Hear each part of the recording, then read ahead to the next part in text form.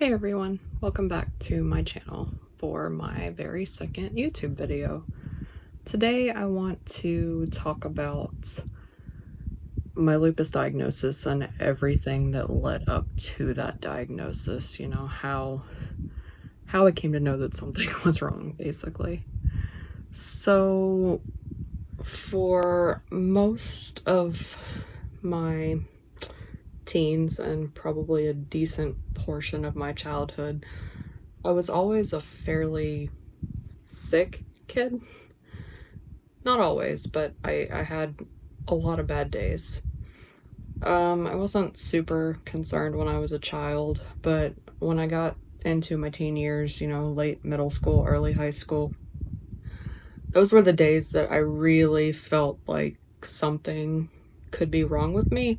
I was always tired. I remember everybody wanted to do all these high school activities, dances, parties, sports, and I wanted to do those things, but I never had the energy to do those things. So I tried to do a couple of things in high school, wound up just quitting because my energy level was not there. So really unfortunate, but that's okay. So fast forward to starting college, and that's when things got pretty bad. I remember being in college trying to study and then just wanting to sleep all the time, or my body being super sore, my joints hurting. I would go for a walk around my college campus and I remember being absolutely beat by the time that I was finished with my walk. So that's when I started to question, okay, what could be wrong with me? And even my parents were like, all right, we need to find out something because this is not normal. And it wasn't. So I remember going to a bunch of different doctors trying to figure out, what could be wrong. They would do lab work, they would do all these tests, and then things would come back normal, or so they told me. When I was 16 years old, I remember working my first job in Toys R Us. And I remember being at work one day and just getting this awful chest pain. And honestly, I thought I was having a heart attack. I have no idea what a heart attack feels like, but I thought that was it. It turned out, ironically, to be my gallbladder. So at 16, I had to have my gallbladder removed. So I thought, great, maybe this is the answer. Maybe this is why I have not been feeling well for, all these years. Had my gallbladder removed, recovered, nothing changed. I was still tired. I was still sore. I just didn't want to do anything. I didn't have the energy. I shouldn't say I didn't want to. I didn't have the energy to do anything.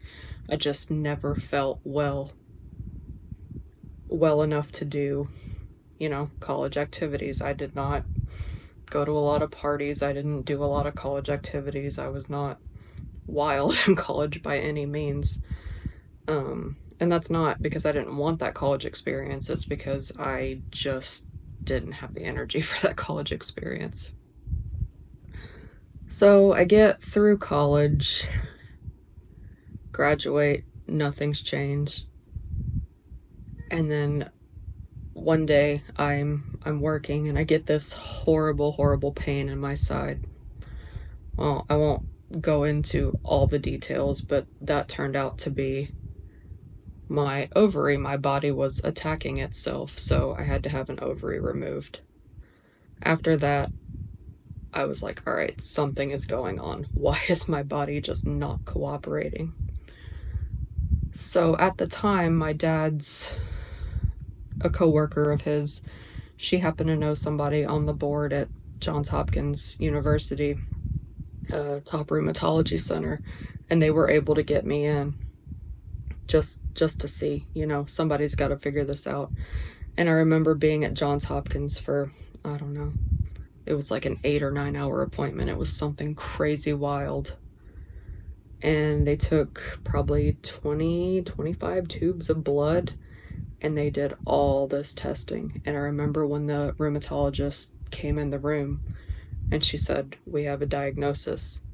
You have lupus, you have fibromyalgia, and you have arthritis."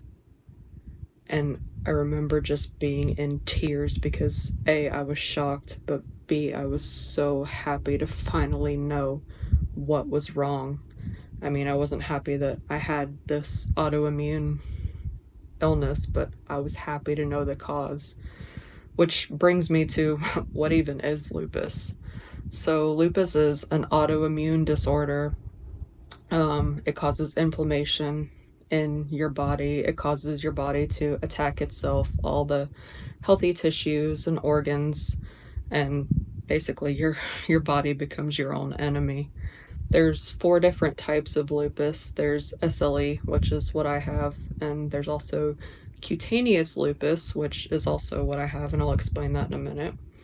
And there's drug-induced lupus, which can be caused by medications that you could be taking. And then there's also neonatal lupus, which is rare but can happen when a mother who has lupus passes that to a child. So, after learning my diagnosis, I wanted to do like all this research. Okay, what can I do? Can I make it better? Can I get rid of it? And not really knowing about autoimmune diseases, I thought, okay, this is fine. I can fix this.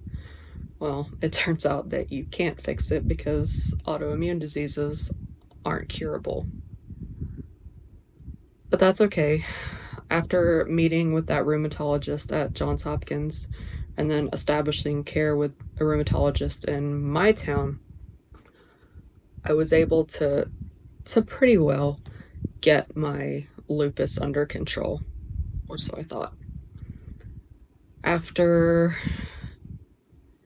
several years and many attempts at medication, adjusting dosages, trying this medicine, trying that medicine, lowering this dose, trying this medicine without this medicine, just the whole combination of everything, we finally got my lupus under what I thought was control.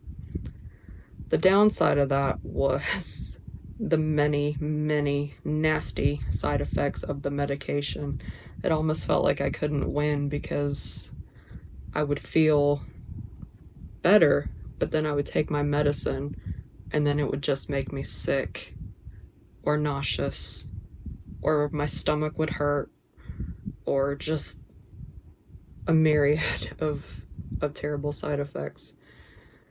But they were manageable and my lupus was under control and I knew what was wrong with me, so I felt so much better about it.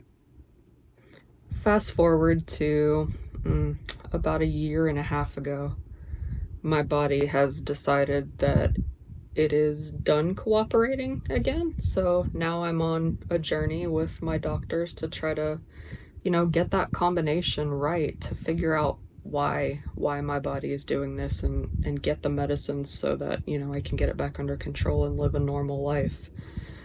So right now I've started a higher dose of the current medicine. Sorry if you can hear that truck drive by, it's super loud. But they've upped some medicines and added some medicines, so I hope that I can get it back under control. They say that lupus can be induced by, your lifestyle, stress, things of that nature. And I wouldn't necessarily say that stress played a role in my early lupus days, but I definitely think, as I got out of college and I got my first big girl job and, the stress of being an adult, having to pay for things and do things on my own, I definitely think that stress has played a role in where my lupus is now.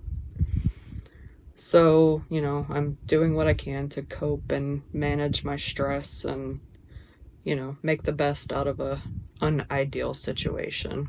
So even though my situation isn't ideal, I know that with the help of my doctors, we will get it sorted out eventually. And my goal is just to give anybody who might be struggling, who might be questioning, is something wrong with me, just know that there is hope. I felt for the longest that no one was ever going to figure this out or, you know, was there anything wrong with me? Was it really in my head? Like, what was actually happening? So just know that there is hope, and I wish you the best. I know it can be a grueling, grueling journey finding out you have an autoimmune condition and just the medical treatment that goes along with it. I know what you're going through, and my heart really does go out to you. So please keep it kind, and I'll see you in the next video. Bye.